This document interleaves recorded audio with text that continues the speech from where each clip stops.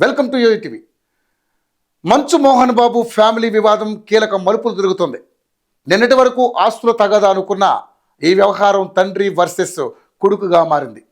అసలు గొడవ ఎక్కడ మొదలైందనే విషయంలో ఇరువురిలో ఎవ్వరూ చెప్పలేదు. కానీ ఈ తండ్రి కొడుకుల పంచాయతీ మాత్రం ఒకరిపై ఒకరు కంప్లైంట్స్ ఇచ్చుకునే వరకు వెళ్ళింది. ఇప్పటికే మంచు విష్ణు లక్ష్మీలు మోహన్ బాబుతో మాట్లాడారు. అటు లక్ష్మి సైతం మనోజ్తో మాట్లాడినట్లు సమాచారం. ఈ విషయంలో వెనక్కి తగ్గేది లేదంటూ మనోజ్ చెప్పినట్లుగా తెలుస్తోంది. అనంతరం ఒకరిపై ఒకరు పోలీస్ స్టేషన్లో ఫిర్యాదులు చేసుకున్నారు. రాచకొండ పోలీస్ కమిషనర్కు మోహన్ బాబు లేఖ రాశారు.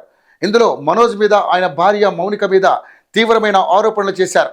వారి నుంచి తనకు ప్రాణహాని ఉందని, తన ఆస్తులను లాక్కోవాలని చూస్తున్నారంటూ ఫిర్యాదులు ఆరోపించారు. మోహన్ బాబు ఫిర్యాదు మేరకు పోలీసులు మనోజ్, మౌనిక మీద ఎఫ్ఐఆర్ నమోదు చేశారు. దాంతో వీరి కుటుంబం గొడవలు రోడ్డెక్కాయి.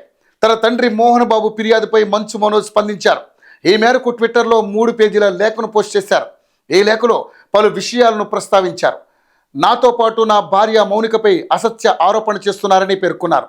కుటుంబ వ్యవహారాల్లో తనకు రక్షణగా నిలబడాలని ఇరు రాష్ట్రాల ముఖ్యమంత్రులను మనోజ్ కోరారు.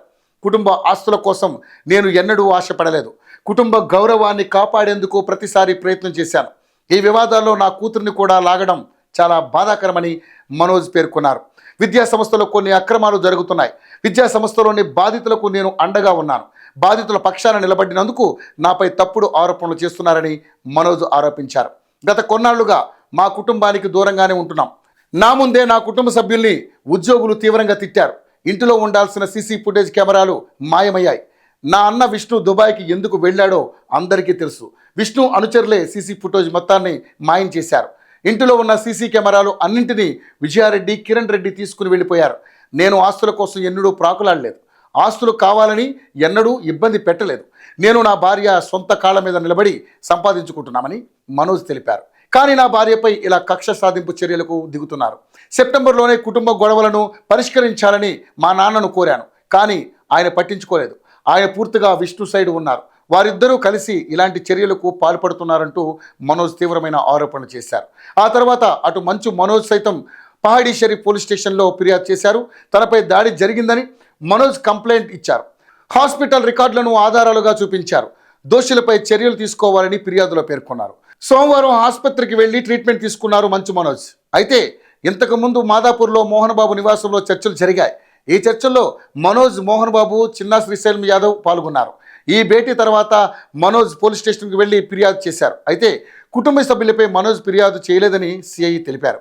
10 మంది గుర్తు తెలియని వ్యక్తులు దాడి చేశారని మనోజ్ చెప్పారని సిఐ వెల్లడించారు. నా భార్య పిల్లలపై నేను ఇంట్లో లేని సమయంలో 10 మంది కలిసి దాడికి పాల్పడ్డారు. నిన్న ఉదయం 9 గంటలకు ఈ ఘటన జరిగింది. ముందుగా అనుకున్న షెడ్యూల్ ప్రకారం సోమవారం ఉదయం షూటింగ్కి వెళ్లాల్సి ఉంది. నేను ఇంట్లో లేను అనే సమాచారం తెలుసుకుని నా భార్య పిల్లలపై దాడికి పాల్పడ్డారు. కానీ నేను షూటింగ్ రద్దు చేసుకుని అప్పటికే ఇంట్లో ఉన్నాను. దుండగులను పట్టుకునే క్రమంలో నాకు గాయాలయ్యాయి. వెంటనే నా భార్యను తీసుకుని హాస్పిటల్కి వెళ్ళాను. రాత్రి ఇంటికి తిరిగి వెళ్ళి చూసేసరికి ఇంట్లో సీసీ ఫుటేజ్ మొత్తం లేకుండా చేశారు. విజయరెడ్డి, కిరణ్ కలిసి సీసీ ఫుటేజ్ మాయం చేశారు. విషయాన్ని బయటికి రానివ్వకుండా విజయరెడ్డి అడ్డుపడుతున్నారు.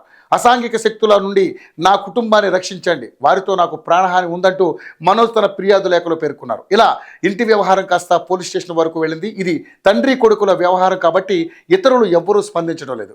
ఈ ఫిర్యాదు చూస్తుంటే తండ్రి కొడుకుల్లో ఎవరో ఒకరు తగ్గితే గానీ వివాదం సద్దుమణగదని అర్థమవుతుంది.